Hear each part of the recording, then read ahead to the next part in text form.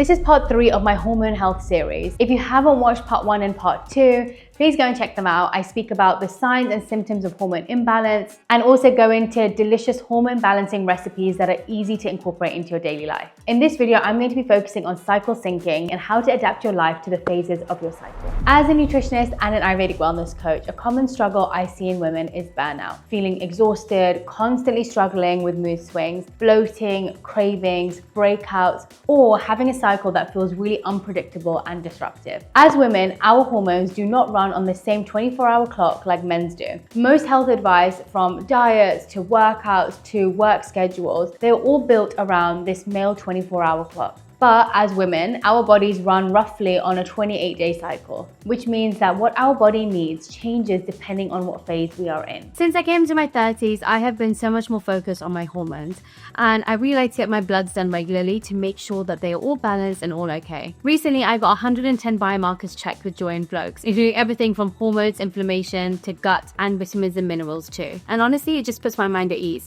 and shows me where I need to make changes or what supplements that I need to be taking. I had a consultation with the clinician, and she also helped me build a personalized supplement plan for my results. I've left the link in my bio for more information. Once I started the practice of cycle syncing, which is essentially eating and living with your cycle instead of against it, everything felt so much easier. My mood, my energy levels, my skin, everything just felt like it was working better. It's also the key to keeping our hormones happy. So in this video, I'm going to break down each phase of the menstrual cycle, what's happening in your body, and the foods and habits that can help support you through it. A book that really helped me to understand this deeply was In the Flow by Alyssa Vitti. It is such a brilliant book, and it breaks this down even deeper. It's really important for us women to understand this topic. So whether it's through this YouTube video and you feel like you want to know a little bit more, I really recommend checking out that book because it helps me understand it so deeply. So I'm going to share some benefits of cycle syncing. Just in case you're skeptical, these are some of the things that you can expect. More energy, reduced PMS and period symptoms, whether it's cramps, bloating,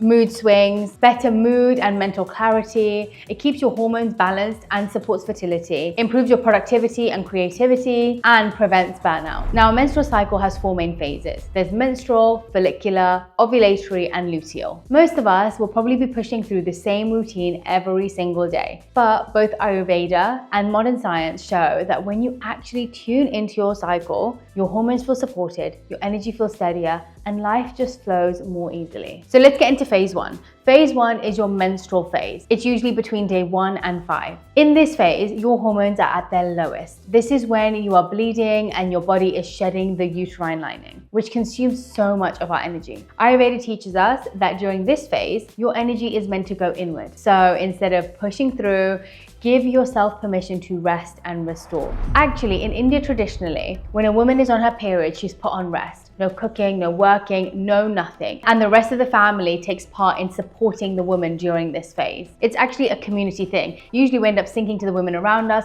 So a lot of women traditionally in villages will end up taking time off together and having moments of restoration and have time together to do more self-care rituals and restore and replenish. I remember I used to make a really big mistake of doing high intensity workouts during this time. And it would not only just drain my energy, my whole body would feel physically drained. And doing a workout that would usually not affect my body at all would end up hurting my lower back. I would feel so much weaker after a workout, and it wouldn't feel like the workout had energized me. It felt like it had depleted me. And then it would drain me for the rest of the month. I just couldn't get that energy back. Menstruation is viewed as a natural detox process. It's when our body's getting rid of something that it just does not need anymore. And so if you overexert yourself during menstruation, you essentially borrow from the energy that you need for the rest of the month. But if you lean into rest and recovery, it can fuel you and make you stronger, even more productive, more focused and resilient for the rest of the month. Think of this phase as your winter season. The more you allow yourself to hibernate now,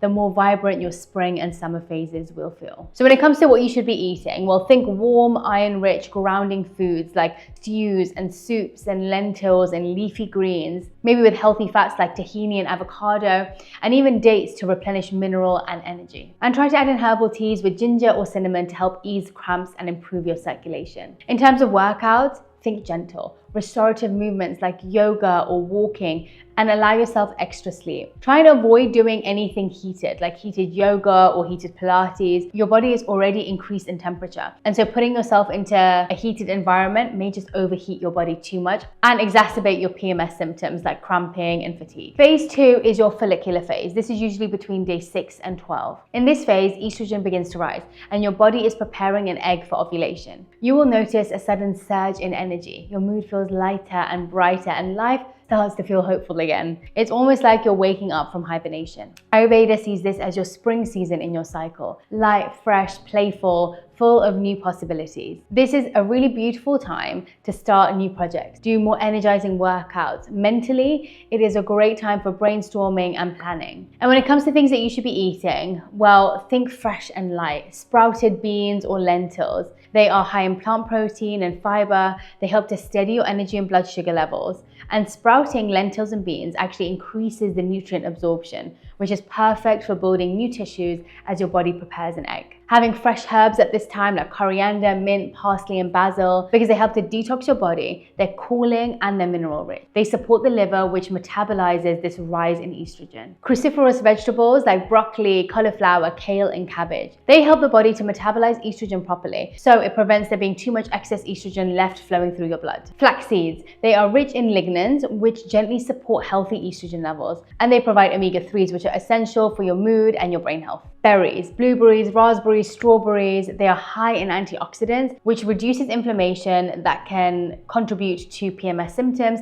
and helps to stabilize your blood sugar levels, which can contribute to cravings. Fermented foods like sauerkraut or kimchi or coconut yogurt, they help to support your gut health, which is key for hormone metabolism. Fresh hydrating vegetables like cucumbers, zucchinis, or bell peppers, they provide hydration, minerals, and lightness in the body. They're perfect for this rising springtime energy. Phase 3 is the ovulatory phase. This is between day 13 and 16. This is the phase where your estrogen peaks and your testosterone starts to rise, which means that you often feel more social, more confident, and more magnetic. Physically, your body is preparing for ovulation, and energetically, you probably feel like you have more to give. You've got a pep in your step. You're ready to do more intense workouts, push harder during this time. You're ready to connect deeper in your relationships and just give more to life. Ayurveda sees this as the summer season of your cycle. You feel radiant, fiery, and expansive. This is when you're naturally more expressive, you want to communicate more, and you feel more connected to others. It's a really wonderful time to schedule important meetings, have big conversations, add in more social gatherings into your calendar. It is the time where you're going to be more extroverted. When it comes to what you should be eating, well, think cooling and anti-inflammatory foods like cucumbers, zucchini, refreshing vegetables, berries, pumpkin seeds, healthy fats like coconut, fresh herbs like mint and coriander. It helps to balance out the heat in the body.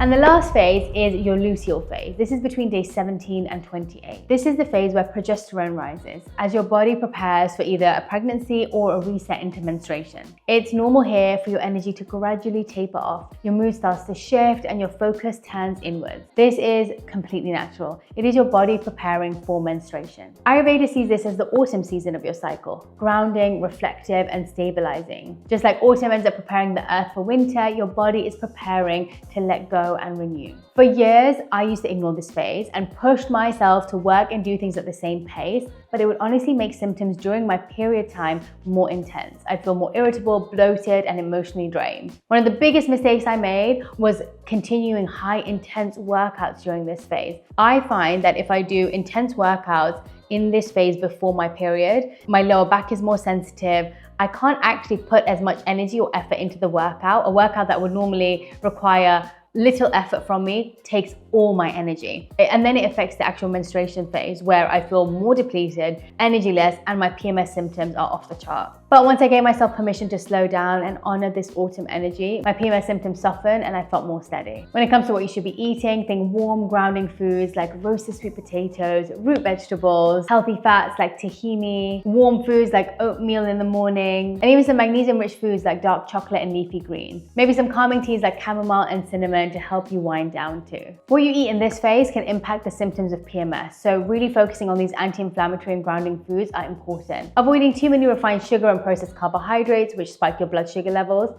and then trigger inflammation, which then ends up worsening your mood swings and cravings. Reducing caffeine during this time, because caffeine increases cortisol and it can worsen your anxiety, breast tenderness, and your sleep. And I don't know about you, but I notice such a difference in my sleep when I'm coming on my period. It feels a little bit more disrupted. I find it more difficult to go to bed. And so avoiding caffeine, especially during this phase, can really help to get better quality sleep. And my anxiety is at an all-time high just before my period. And so doing anything that relieves that or calms it and doesn't exacerbate it has been a game changer for me. Try to avoid alcohol during this phase too. It burdens the liver, which is needed to metabolize estrogen, which means if your liver isn't working optimally and your estrogen is high, it can worsen bloating, PMS symptoms, and cramps. Dairy is something to avoid during this phase if possible. It can increase prostaglandins, which are inflammatory compounds that worsen cramps. And when it comes to working out or movement, shift into gentler strength workouts, avoid sprints, maybe try something like yoga or gentle walking. This is the time where you might feel like nesting. I always find before my period, I want to reorganize things. I want to